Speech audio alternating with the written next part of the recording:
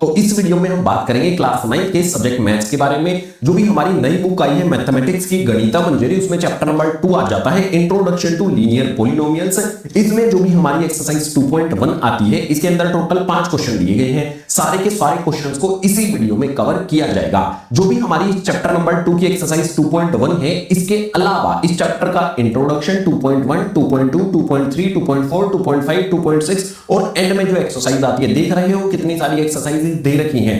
इन सभी की अलग अलग वीडियो बनाई गई है। सभी के लिंक आपको नीचे डिस्क्रिप्शन बॉक्स में दिए गए हैं। सभी को देख लेना, अच्छी तरह से समझ लेना। इसके अलावा क्लास 9 के नई नई बुक्स आई हैं, तो आपको नोट्स की जरूरत होगी, बढ़िया नोट्स की जरूरत होगी। तो वो सारे के सारे नोट्स, प्रीवियस ईयर क्वेश्चंस कैसे बनते हैं या फिर सैंपल पेपर्स जो है वो आपको प्रोवाइड करूंगा। जो भी फॉर्मूला शीट होती है क्लास 9 में मैथमेटिक्स की, फॉर्मूला शीट जरूर बनाना। अगर नहीं बनाते हो तो मैं आपके लिए बना रहा हूं। वो फॉर्मूला शीट भी आपको डिस्क्रिप्शन बॉक्स में लिंक दिया होगा पीडीएफ या फिर नोट्स का, वहीं पर आपको सारा का सारा ये स्टडी मटेरियल मिल जाएगा।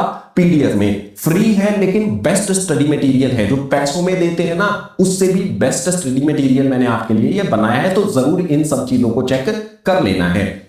आज की इस वीडियो में 2.1 की शुरुआत करते हैं। चलो नेक्स्ट पेज से। एक्सरसाइज 2.1 के अंदर सबसे पहले क्वेश्चन से शुरुआत कर रहे हैं। तो इसके अंदर दिया गया है find the degree of the following polynomial. यहां पर हमें कई सारे पॉलिनोमियल्स दे रखे हैं, इनकी डिग्री हमें लिखनी है। अब ये डिग्री होती क्या है, सबसे पहले तो यही समझना पड़ेगा। बड़ा आसान है, इसकी डेफिनेशन भी पता होनी चाहिए, क्योंकि क्लासरूम में टीचर पूछ सकता है, एग्जाम में क्वेश्चन भी आ सकता है कि what is the meaning of degree.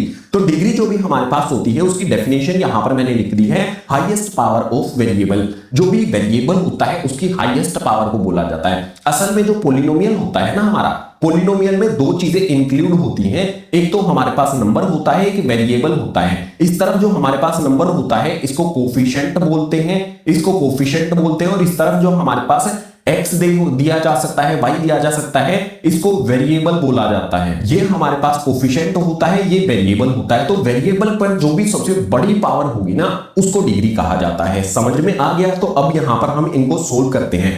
First वाले को देखो। फर्स्ट वाले में हमारे पास जो पॉलिनोमियल दे रखा है 2x² माइनस में मेरे पास 5x और प्लस में मेरे पास यहां पर 3 आ जाता है। अब इसका सॉल्यूशन जो है ना, इसी के सामने करने वाले हैं। यहां पर जो भी मेरे पास यहां पर x है, देखो यहां पर वेरिएबल क्या है, x है, यहां पर भी x है। बड़ी पावर कौन सी है? यहां पर x की पावर कुछ भी नहीं है, तो 1 है। और यहां पर कितनी है? 2। तो मैं साफ साफ क्या लिख सकता हूं, बिल्कुल आराम से यहां पर मैं लिख सकता हूं कि डिग्री जो भी हो जाएगी इसकी, वो कितनी हो जाएगी? 2 हो जाएगी। हो गया आंसर। सेम वे में सेकंड वाले को देखो। सेकंड वाले में हमें क्या करना है, यहां पर हमारे पास है y की पावर 3 प्लस में मेरे पास यहां पर 2y और माइनस में मेरे पास 1। जो भी पॉलिनोमियल दिया गया है वो पॉलिनोमियल यहां पर हमने लिखा। अब इसकी डिग्री की बात करते हैं। तो यहां पर हमारे सामने जो भी इसकी डिग्री है, ध्यान से देखने पर आपको पता चलेगा कि y की पावर यहां पर अगर कुछ भी नहीं है ना, सिर्फ y लिखा है तो 1 होता है। तो y की पावर 1 है और यहां पर y की पावर 3 है। वह पावर बड़ी कौन सी है वो देखना है हमें। तो पावर जो सबसे बड़ी है वो यहां पर 3 दे रखी है, तो यही क्या हो जाएगी? डिग्री हो जाएगी। सेम वे में मेरे पास यहां पर थर्ड वाला पार्ट आ जाता है। थर्ड वाला पार्ट इंटरेस्टिंग है, ध्यान से देखना। हमारे पास जो दे रखा है ये है -9। सबसे पहली बात तो क्या ये पॉलिनोमियल है? तो मैं कहूंगा यस, ये पॉलिनोमियल है। अगर आपको समझना है कि पॉलिनोमियल एग्जैक्टली होता क्या है, लीनियर पॉलिनोमियल क्या होता है, तो आपको इंट्रोडक्शन वाली वीडियो देखनी चाहिए। इंट्रोडक्शन में मैंने बहुत डिटेल में समझा रखा है इस चैप्टर के जो भी कॉन्सेप्ट है उनको। तो -9 मेरे पास यहां पर जो भी ये दे रखा है, ये पॉलिनोमियल होगा। अगर मैं इसकी डिग्री की बात करता हूं, तो यहां पर मेरे पास जो भी डिग्री है, डिग्री के बारे में बात करूंगा। ध्यान से देखो, इसमें हमारे पास जो नंबर है, कोफिशिएंट सिर्फ वो दे रखा है। हमारे पास जो भी वेरिएबल है, x हो सकता है, y हो सकता है, कुछ भी नहीं दे रखा है। अगर कुछ भी नहीं दिया है तो मेरे पास जो भी डिग्री है वो कितनी हो जाती है? वो हो जाती है 0। कुछ भी नहीं दे रखा हो, वेरिएबल दे ही नहीं रखा है, तो वो 0 होता है। इस बात का ध्यान रखना। आगे मेरे पास यहां पर फोर्थ वाले में आ जाते हैं। फोर्थ वाले में दे रखा है हमारे पास 4z और माइनस में मेरे पास 3। जो वेरिएबल हमारे पास होता है वो x दिया जा सकता है, y दिया जा सकता है, a दिया जा सकता है, b दिया जा सकता है, z दिया जा सकता है। वेरिएबल जो हमारे पास नंबर के अलावा कुछ भी दिया होगा ना, उसको वेरिएबल बोलेंगे। तो नंबर के अलावा यहां पर हमारे पास कितना है? z है। अब इस z पर पावर कितनी लगी हुई है, वही इसकी डिग्री हो जाएगी। सबसे बड़ी पावर कितनी है, यहां पर तो z है ही नहीं, एक ही जगह पर z दिया गया है, और अगर कोई भी ऐसे लिख दिया जाए z तो उस पर पावर कितनी होती है, 1 होती है, यानी कि z इक्वल्स टू में z की पावर 1 भी हम लिख सकते हैं। तो यहां पर जो डिग्री होगी वो कितनी हो जाएगी, 1 हो जाएगी। इस तरह से हमारा क्वेश्चन नंबर 1 कंप्लीट हुआ।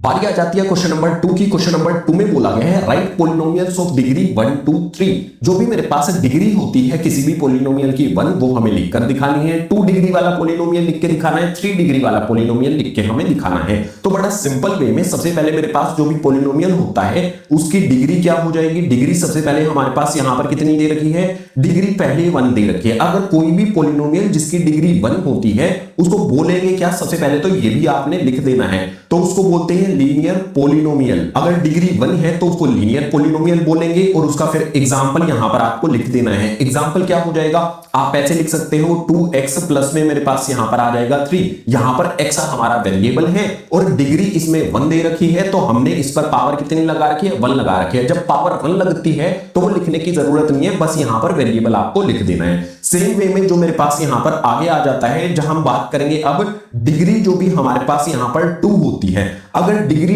2 होती है किसी भी पॉलिनोमियल की तो उसको क्या बोला जाता है, उसको बोलते हैं क्वाड्रेटिक पॉलिनोमियल, उसको बोला जाता है क्वाड्रेटिक पॉलिनोमियल। क्वाड्रेटिक पॉलिनोमियल जिसकी डिग्री 2 होती है। क्वाड्रेटिक पॉलिनोमियल की स्टैंडर्ड फॉर्म क्या होती है वो मैंने इंट्रोडक्शन में बता रखा है, इसीलिए मैं कहता हूं हर जो भी चैप्टर करते हो उसका इंट्रोडक्शन देखना बहुत जरूरी है।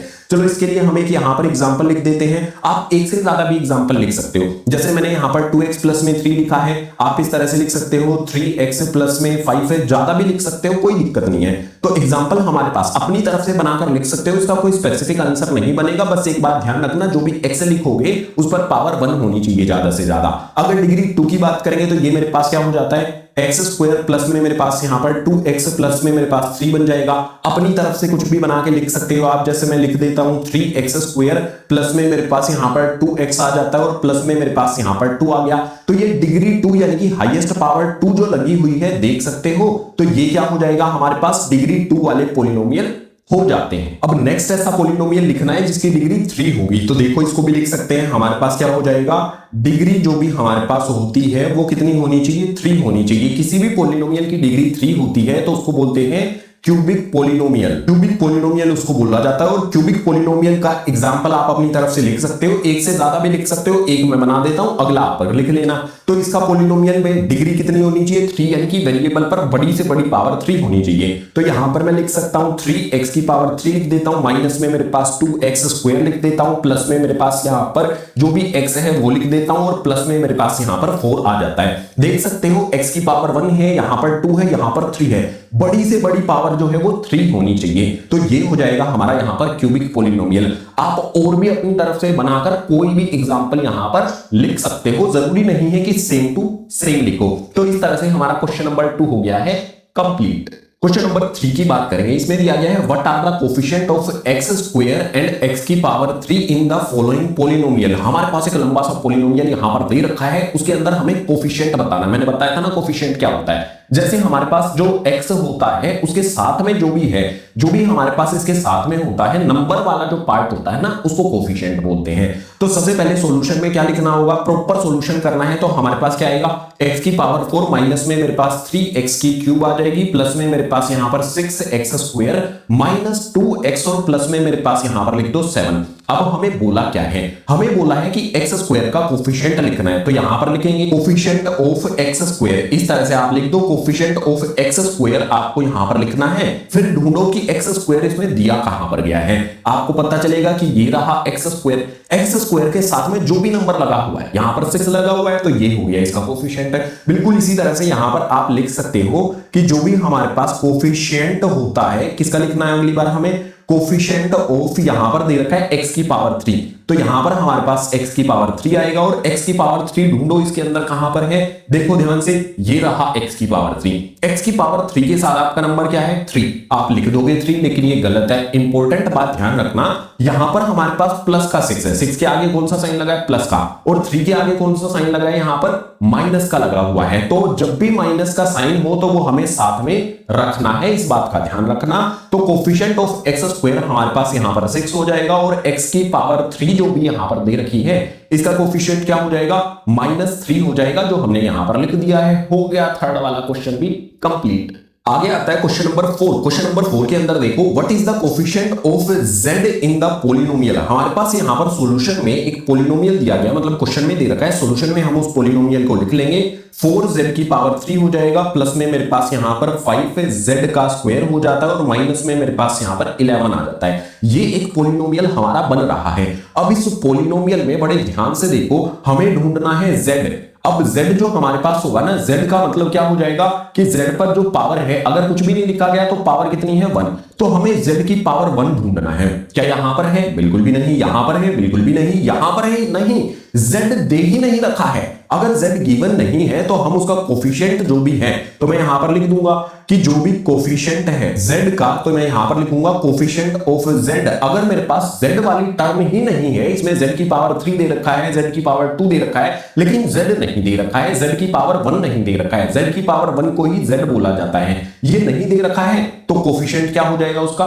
0 हो जाएगा। जब वो टर्म ही नहीं दे रखी है आपको, तो हम उसका कोफिशिएंट हमेशा क्या लिखेंगे? 0 लिख देंगे। तो इस तरह से क्वेश्चन नंबर 4 भी कंप्लीट हुआ। लास्ट वाला क्वेश्चन बचा है, चलो करते हैं अगले पेज पर। बारी आएगी क्वेश्चन नंबर 5 की। इसके अंदर दिया गया है what is the constant term of polynomial. ये मेरे पास एक पॉलिनोमियल दे रखा है, मुझे बताना है कांस्टेंट टर्म क्या होगी। सबसे पहले तो ये जान लेना चाहिए कि कांस्टेंट टर्म होती क्या है।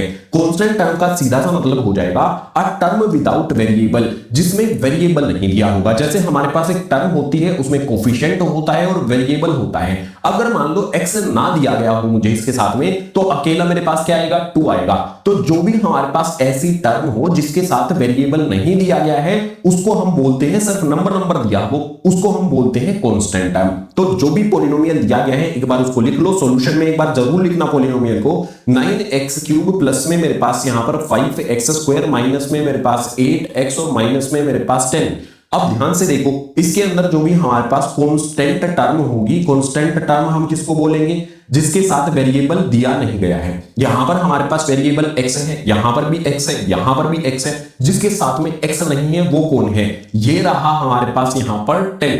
लेकिन ध्यान से देखो, माइनस साइन भी है, तो हमेशा माइनस साइन को लगाना। अगर माइनस साइन दे रखा है साथ में, तो -10 हमारे पास ये कांस्टेंट टर्म हो जाती है। कांस्टेंट टर्म अकेला नंबर होता है, उसके साथ वेरिएबल नहीं होता है। इस तरह से हमने क्वेश्चन नंबर 5 को कर लिया है कंप्लीट। और क्वेश्चन नंबर 5 के साथ पता है एक्सरसाइज 2.1 हो गई है। फिर